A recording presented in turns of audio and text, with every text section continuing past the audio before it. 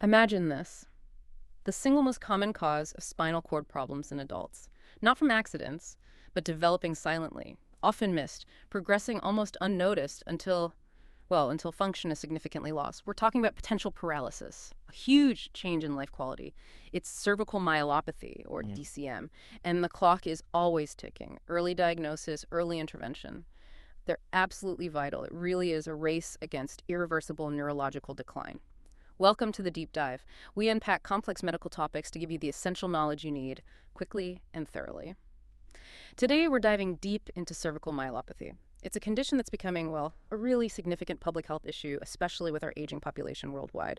Understanding DCM isn't just about clinical knowledge, it's fundamentally about improving lives. And we're incredibly fortunate today. We have a truly distinguished expert with us to guide us through this. He's a highly respected figure in orthopedic surgery, director of laser spine, and also chief spine surgeon at Dr. Babasaheb Ambedkar Central Railway Hospital in Mumbai. His background includes extensive fellowships globally, UK, USA, top hospitals, and he's an executive member of the Association of Spine Surgeons of India. His expertise, particularly in minimally invasive spine surgery and, of course, cervical myelopathy, is profound.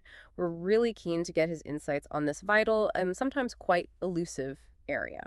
So to kick us off, let's get right to the heart of it. Cervical myelopathy can be tricky to spot, presentations often vague. In your view, what's the single most defining characteristic that really sets it apart from other neck conditions, the thing that helps clinicians make that crucial distinction? That's a great question. The defining thing, the one thing that really makes it stand out, is direct spinal cord compression. And that compression leads to very specific upper motor neuron signs, plus these widespread, often symmetrical neurological deficits.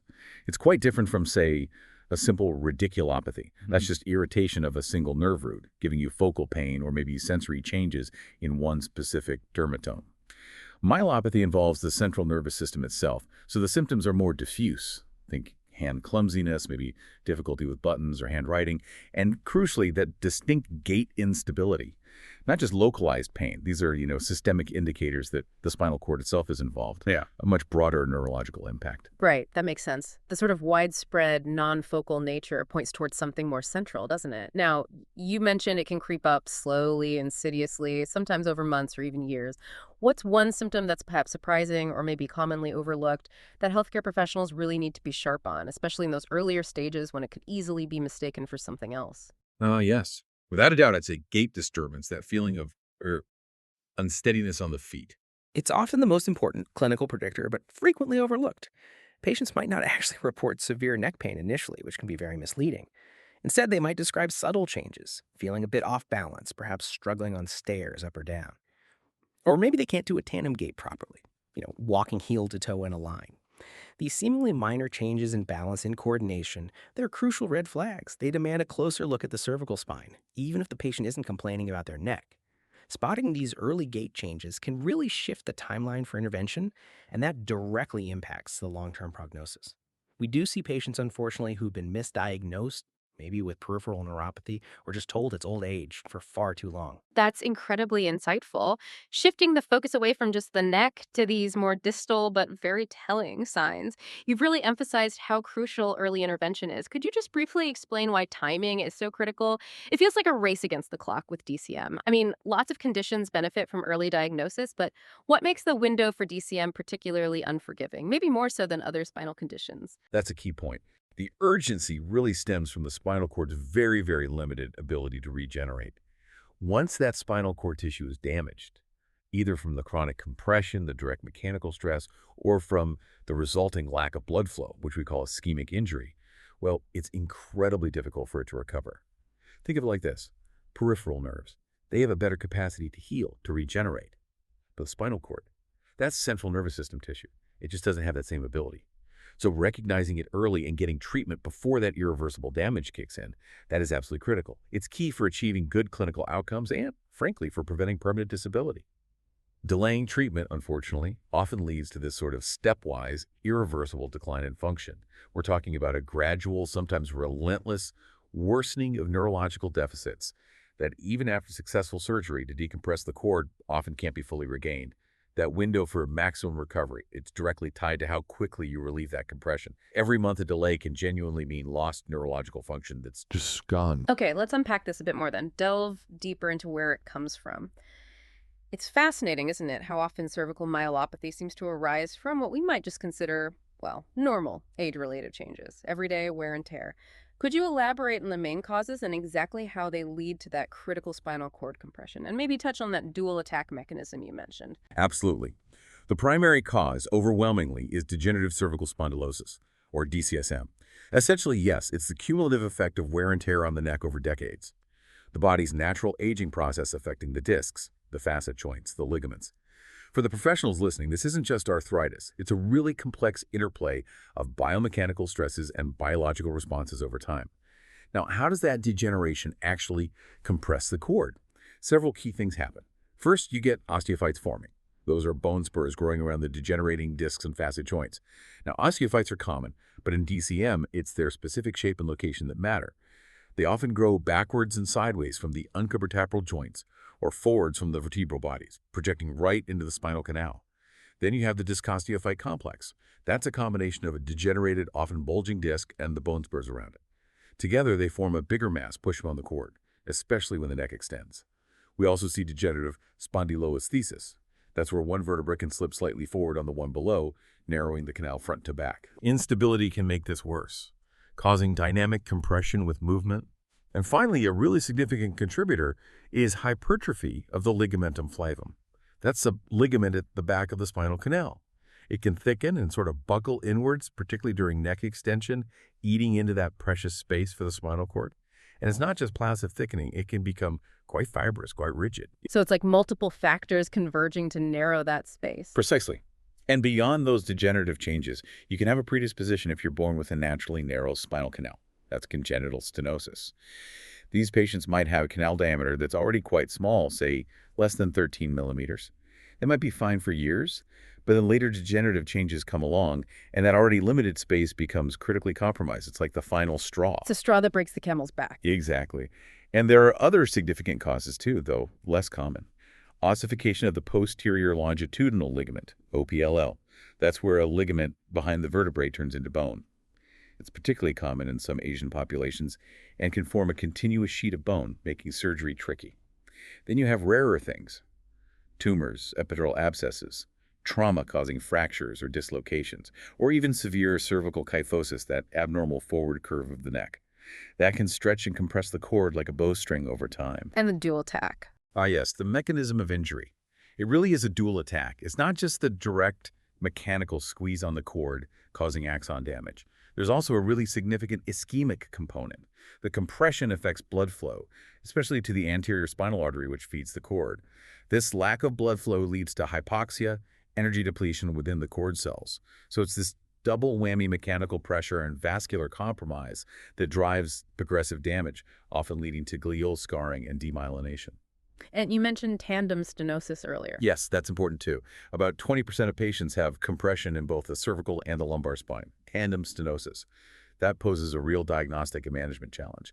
You might have someone with gait instability from myopathy, but also neurogenic claudication from lumbar stenosis.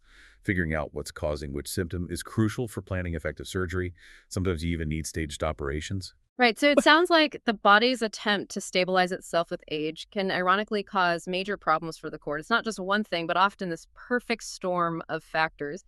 Okay, so connecting that pathophysiology to how patients actually walk into your clinic, what are the really characteristic symptoms that should set alarm bells ringing for cervical myelopathy? And what are those subtle signs that might get missed if you're not specifically looking? Perhaps you could walk us through a typical sort of patient presentation. Certainly. Let's think about a hypothetical patient. Let's call her Mrs. Davies, perhaps a 68-year-old retired librarian. She might come in complaining less about neck pain and more that her hands just aren't working properly. And this is where clinical sharpness is so important, because the symptoms are often widespread, sometimes a bit vague, easily dismissed if you're not thinking myelopathy. So firstly, Mrs. Davies might describe extremity paresthesias, not just tingling, but often diffuse, bilateral both sides, and non-dermatomal numbness and tingling. Doesn't follow a neat nerve root pattern, which helps distinguish it from radiculopathy.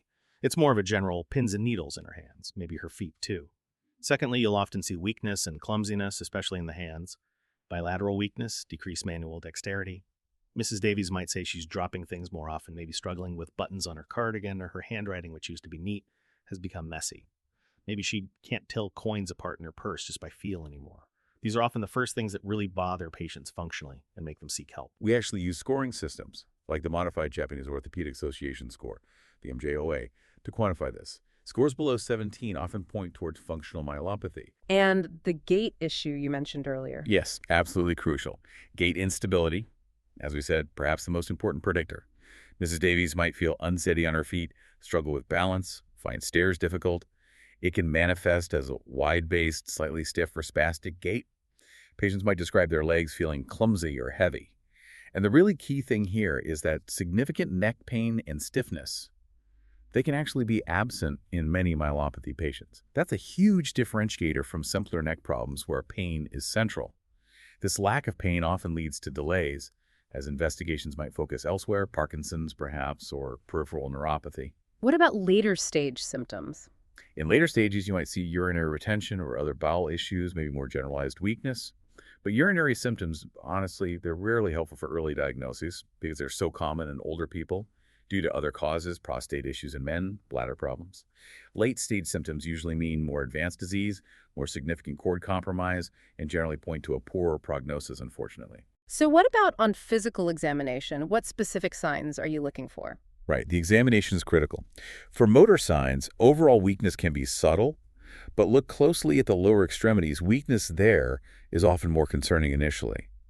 Two specific hand tests are very revealing. The finger escape sign asks the patient to hold their fingers straightened together, and the little finger might drift away into abduction due to intrinsic muscle weakness. And the grip and release test, can they make and release a fifth rapidly, say 20 times in 10 seconds? Myelopathic patients often struggle with this speed and coordination. It quantifies that fine motor difficulty. And sensory. Sensory signs can include proprioception problems, difficulty knowing where their limbs are in space. That points to dorsal column involvement and isn't a great sign in advanced disease. Assess joint position sense. You might find decreased pinprick sensation, maybe changes in vibration sense, though vibration usually only changes in severe, long-standing cases. But the classic signs are the upper motor neuron signs, right? Exactly. Those are the hallmarks indicating spasticity and hyperreflexia from the spinal cord involvement. So you're looking for hyperreflexia, exaggerated reflexes, often graded 3+ or 4+ to 8 OP.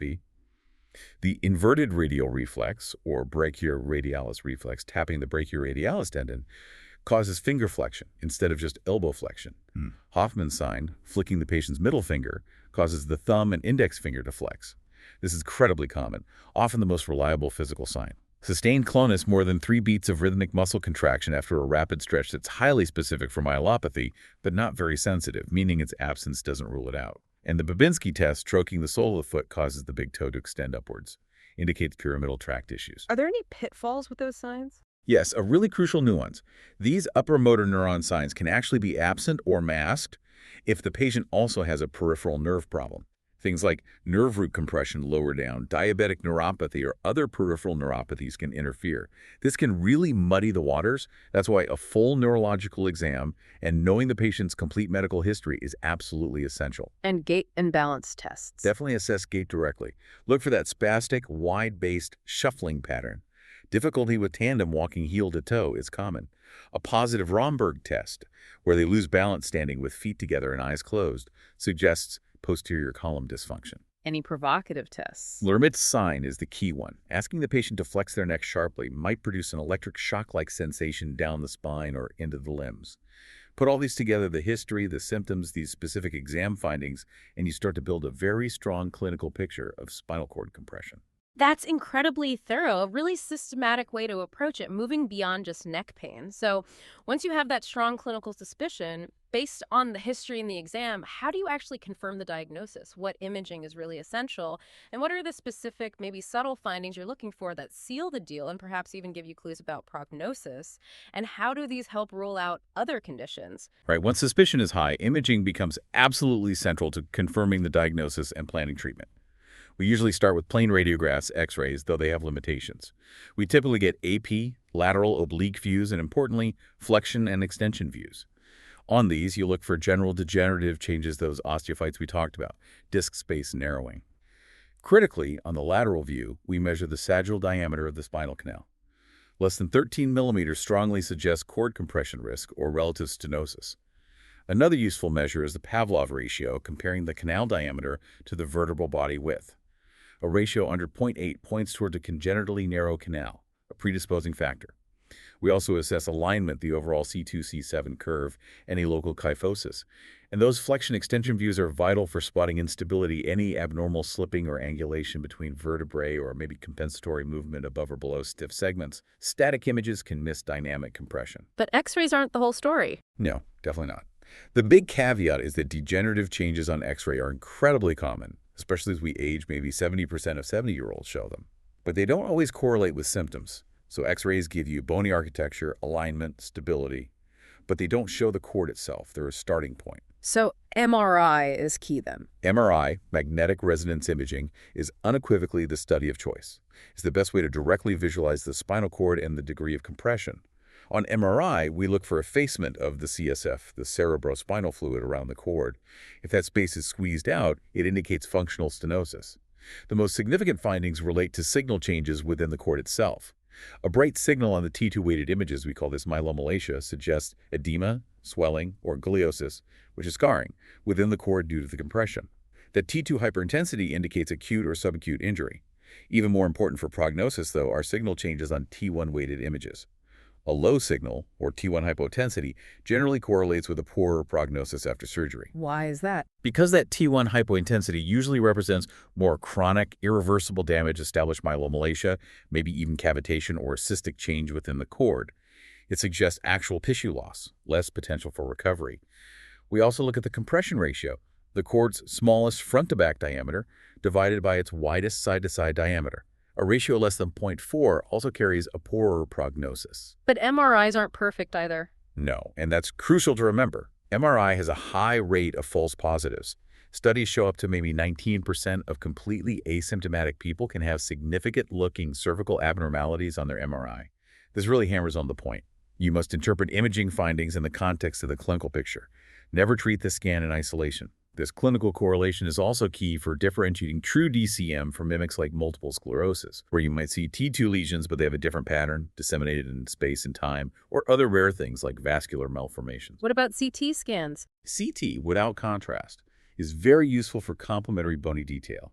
It's excellent for visualizing things like OPLL, that ossified ligament, and really clearly defining osteophytes, maybe better than MRI sometimes.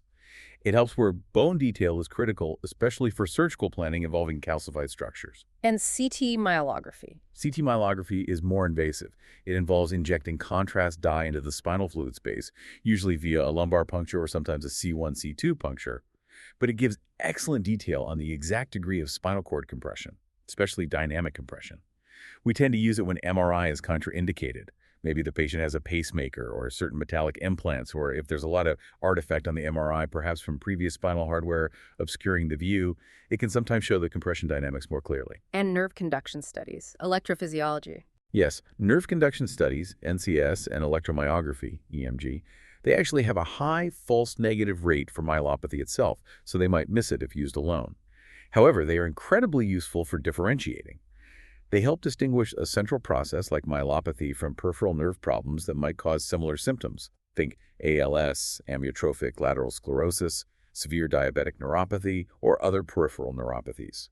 For example, ALS might show both upper and lower motor neuron signs clinically, but EMG can reveal widespread denervation signals like fibrillations. Myelopathy, on the other hand, usually shows normal peripheral nerve studies, but might show abnormalities on evoked potentials, SSFPs or MEPs, indicating slowed conduction through the spinal cord itself. They help confirm if weakness is coming from the cord, a nerve root, or a peripheral nerve. So it really is about putting all the pieces together. Exactly. The key message is the need for a comprehensive evaluation. You integrate the clinical story, the detailed exam findings, and the information from the various imaging modalities. Relying solely on one piece or dismissing findings because symptoms seem subtle can lead to misdiagnosis. It needs that holistic, integrated approach. Okay, that gives us a really solid grasp on diagnosis, navigating those potential pitfalls.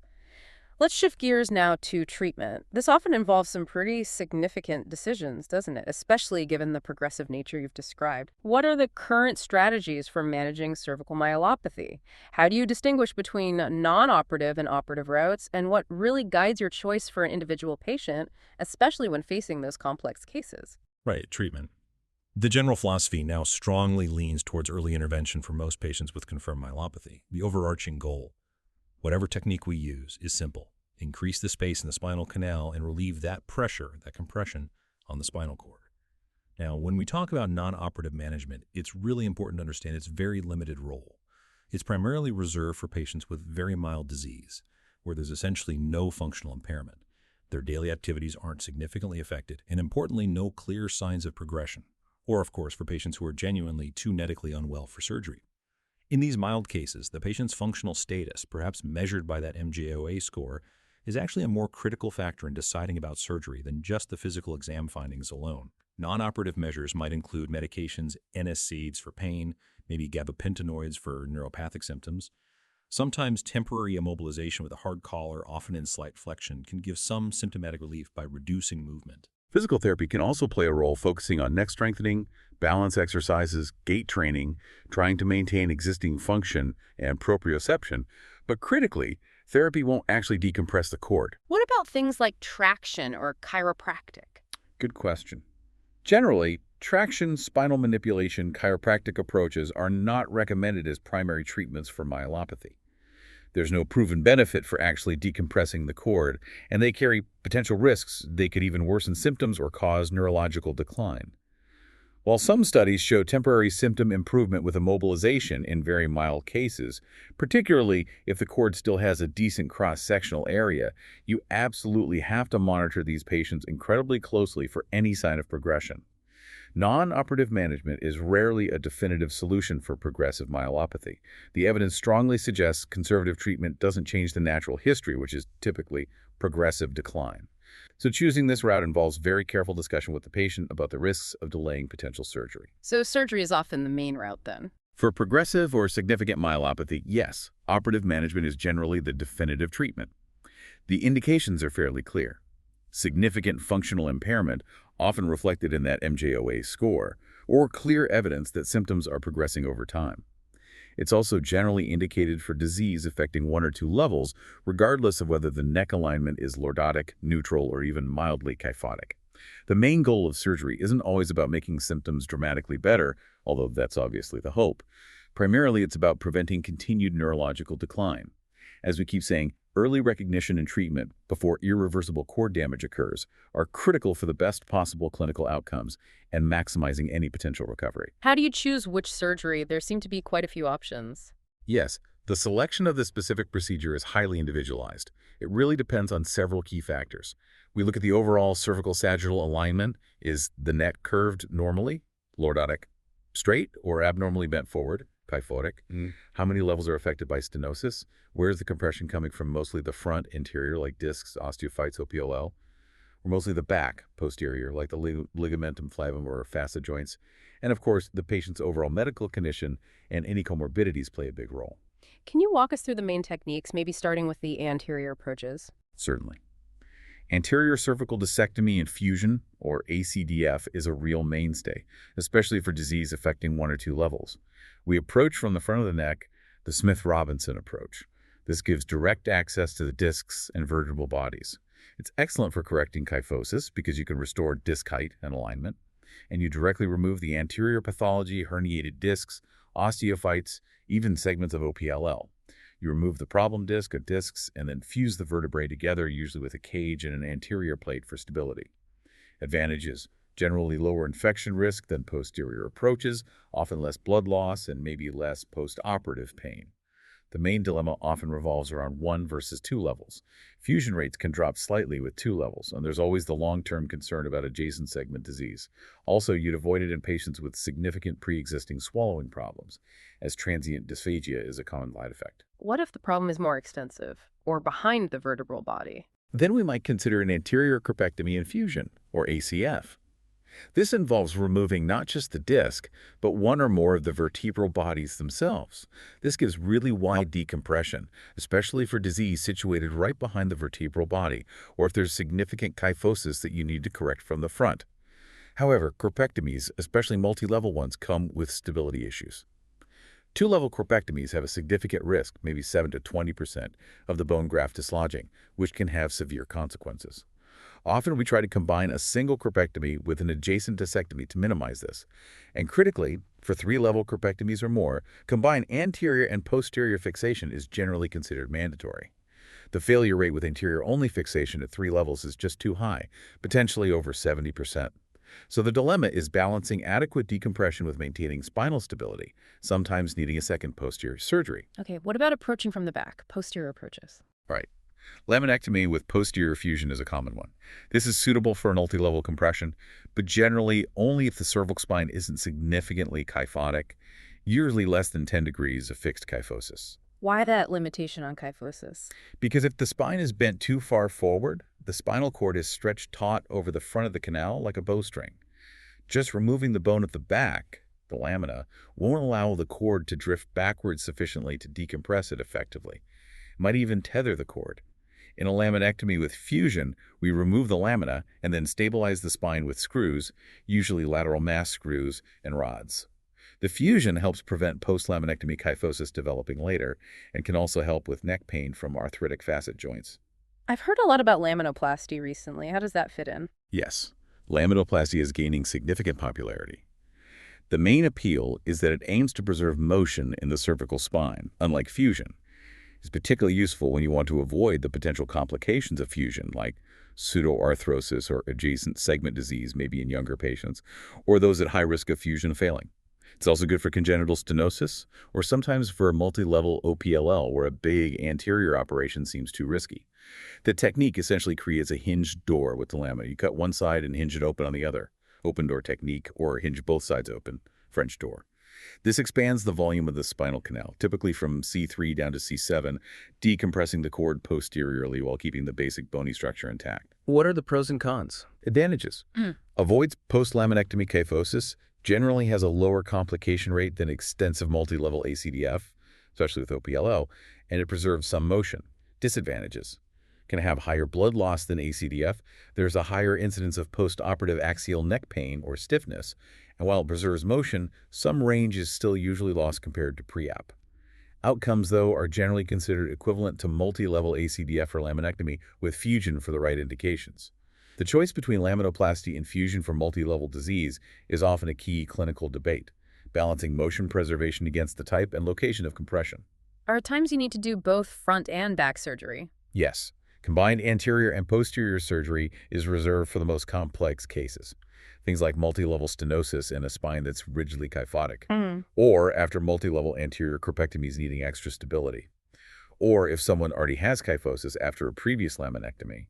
It offers the most robust decompression and stability, but logically it also carries the highest overall morbidity and risk. And just laminectomy on its own, without fusion. Laminectomy alone is rarely done these days for myelopathy. There's just too high a risk, anywhere from 11 to 47% in various studies of progressive kyphosis developing afterwards, post-laminectomy kyphosis. And that can lead to the myelopathy coming back due to cord tethering. So if you do a laminectomy, you almost always add a fusion for stability. Gosh, it's clear this surgical decision-making is incredibly complex, really tailored to each individual's specific anatomy and pathology. Now, with any surgery, especially complex spine surgery, complications are always a concern for the patient and the clinician. What are the key complications people should be aware of with these cervical procedures? And importantly, how are these risks minimized to keep patients as safe as possible? Maybe highlight some of the more challenging ones. Absolutely. Understanding and mitigating complications is paramount. Firstly, there are the general surgical risks that apply to almost any operation. Things like infection, interestingly, often slightly higher risk with posterior approaches due to more muscle dissection compared to anterior. Bleeding, the risk of direct nerve or spinal cord injury during the procedure itself, reactions to anesthesia, the possibility of needing more surgery down the line, failure to actually relieve the symptoms the patient came in with, dural tear or leak of spinal fluid, and in rare cases, serious systemic complications like heart attack or stroke. These general risks tend to be higher in elderly patients, those carrying excess weight, smokers, diabetics, people with multiple other health problems. This really underscores why thorough preoperative assessment and optimizing these conditions beforehand is so important. Standard mitigation includes prophylactic antibiotics, meticulous surgical technique to control bleeding, and careful patient selection. Okay, what about risks specific to the approach, anterior first? For anterior approaches like ACDF or corpectomy, Some degree of soreness, dysphagia, difficulty swallowing, and maybe transient voice changes or hoarseness are quite common, affecting maybe 9 to 27% of patients initially. They usually resolve within, say, 12 weeks and are often related to the retractors used during surgery, putting pressure on the esophagus and larynx. Sometimes using local steroids near the retractors before closing can help reduce dysphagia. Recurrent laryngeal nerve injury is less common, around 3% maybe, causing more persistent hoarseness. It used to be thought right-sided approaches were riskier due to the nerve's anatomy, but large studies haven't really borne that out. If it happens, we usually observe for about 6 weeks. If no improvement, an ENT consultation is needed for assessment, maybe vocal cord medialization procedures, and a key point for revision surgery. If there's a known or suspected previous RLN injury, you absolutely perform the revision on the same side to avoid the catastrophe of bilateral nerve injury, which would compromise the airway. What about the hardware? Hardware failure or migration is a concern, especially, as I mentioned, with two-level anterior crepectomies. That 7–20% risk often necessitates adding posterior backup. Non-union or pseudoarthrosis, where the bones don't fuse properly, is another issue. Maybe 12% risk for a single-level fusion, rising to 30% or more for multi-level fusions. This might need repeat surgery. Smoking, NSAID, used post-op, poor bone quality are risk factors. And finally, a rare but serious risk is airway compromise. This risk increases with very long surgery, say over 5 hours, significant blood loss, or when operating high up at C2, C3, C4 levels, which can cause a lot of prevertebral swelling. Careful post-op monitoring, sometimes even keeping the patient intubated for a period, is crucial in high-risk cases. Okay, and the posterior approach risks. With posterior approaches like laminectomy or laminoplasty, a notable and often quite challenging complication is postoperative C5 palsy. This affects roughly 4.6% of patients undergoing surgery for cervical myelopathy. It seems more common in men, and particularly after posterior laminectomy and fusion. The exact cause is still debated, but a leading theory involves tethering or ischemia of the C5 nerve root as the spinal cord shifts backwards after the posterior elements are removed or opened. It causes a sort of bowstringing effect on the nerve root as it exits. Clinically, it presents as weakness, often quite profound, in the deltoid and biceps muscles. While the prognosis for recovery is generally good, it can take 6 to 12 months, sometimes longer, which is obviously very distressing for the patient. Some surgeons perform prophylactic keyhole formatomies at C45, widening the nerve exit hole to try and reduce the risk. Other posterior risks. The big one is post-laminectomy kyphosis, if fusion isn't performed alongside the laminectomy. That high incidence, 11–47%, of the neck gradually drifting into a forward bend, potentially causing recurrent myelopathy. Axial neck pain is also more common after posterior approaches, likely due to the extensive muscle dissection and altered biomechanics. How do you mitigate all these? Mitigation is multifaceted. It starts with meticulous preoperative planning, choosing the right operation for the right patient. Then, meticulous surgical technique during the procedure itself is vital to minimize tissue damage and protect neural structures. Intraoperative neuromonitoring, using SFPs and MEPs, is now standard practice in most centers to provide real-time feedback on spinal cord and nerve root function during surgery. Prophylactic antibiotics are routine. Early mobilization after surgery, plus measures like compression stockings, help prevent blood clots. And critically, it's about vigilant post-operative monitoring and prompt management of any issue that arises. A postoperative hematoma causing airway issues, for instance, is a surgical emergency needing immediate return to theater. With such complex operations and these potential complications, it's vital to look at the bigger picture. What does a prognosis actually look like for patients after treatment? And what's exciting on the research horizon? What new developments are really shaping how we approach recovery and try to improve those long-term outcomes? This is where it gets really interesting, doesn't it? Yes, prognosis and future directions. It's a really dynamic area. Historically, as we know, the natural history of untreated cervical myopathy is generally that slow, stepwise deterioration.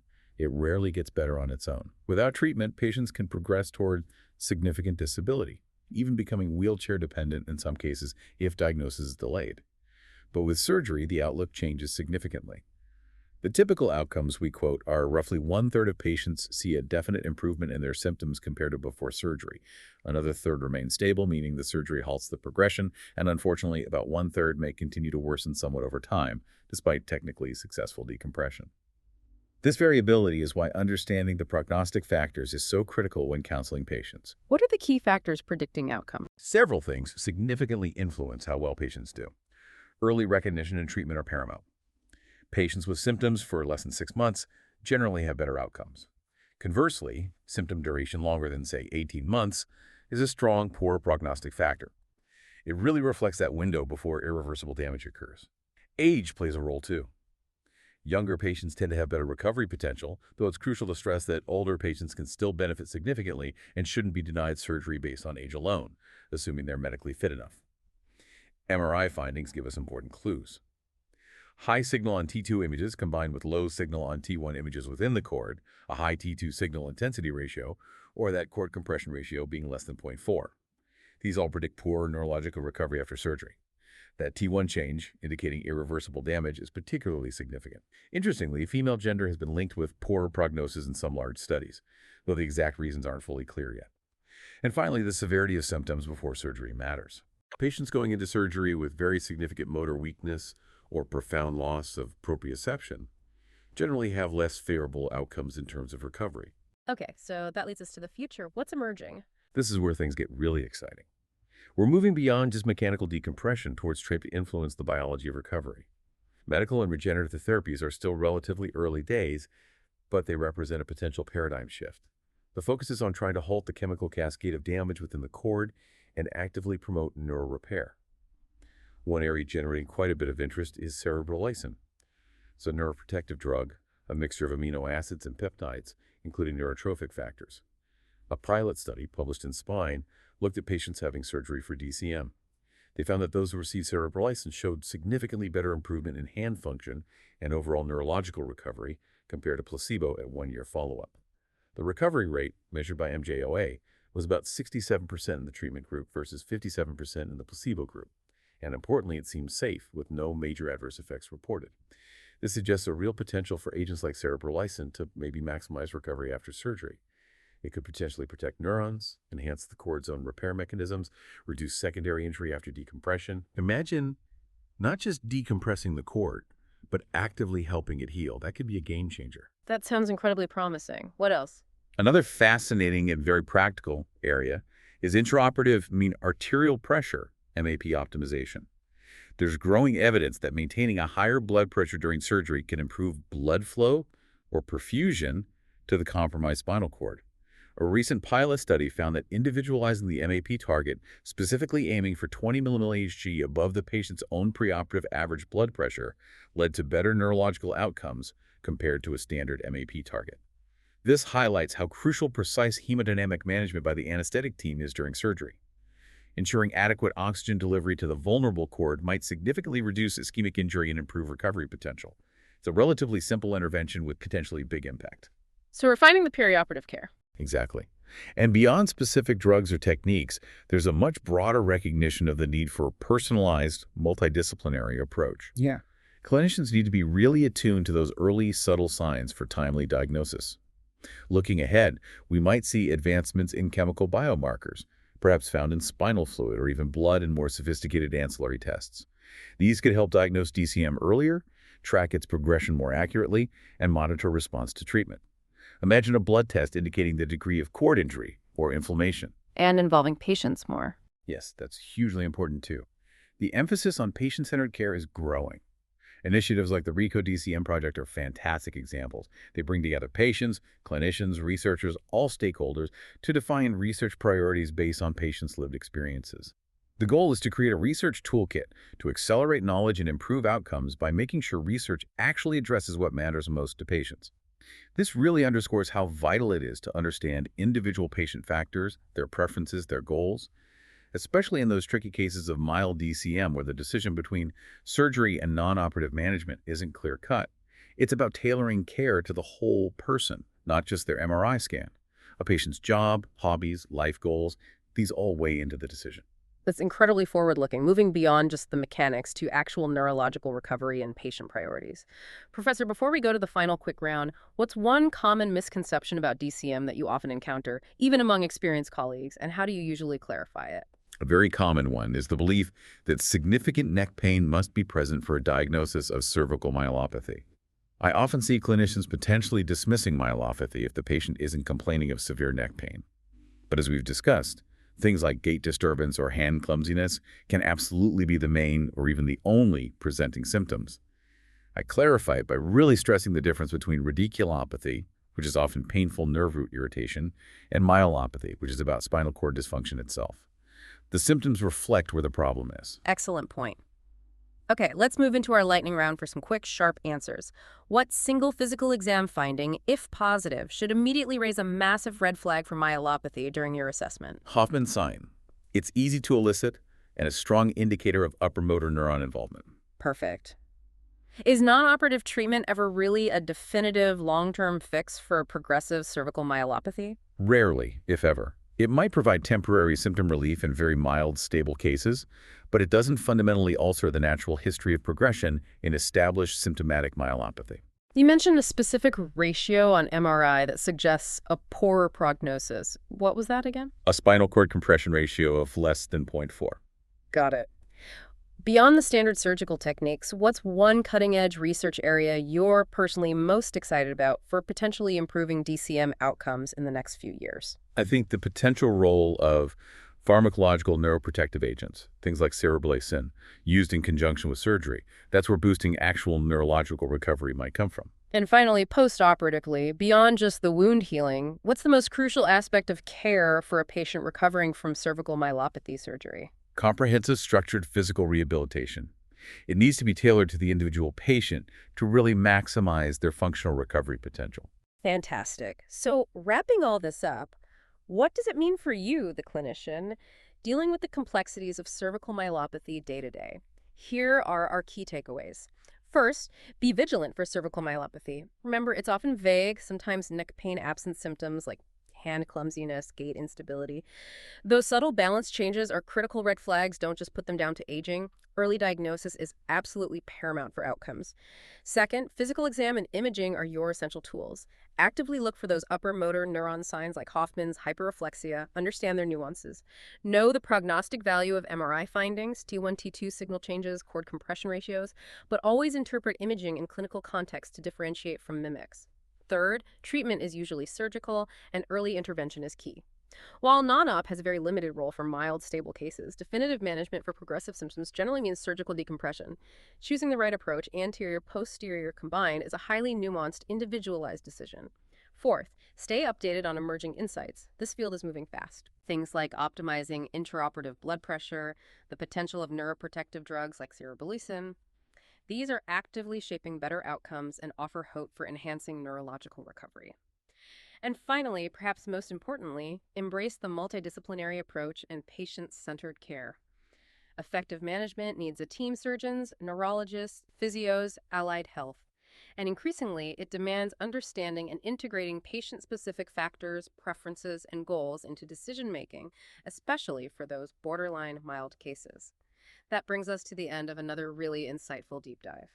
We truly hope this exploration into cervical myelopathy has given you valuable perspectives and actionable knowledge for your practice, helping you identify, understand, and manage this complex condition more effectively.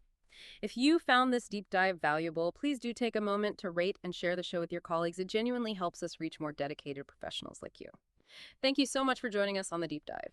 Until next time, keep learning, keep questioning, and stay well informed. Remember that in medicine, pursuing knowledge is a lifelong journey with profound impact.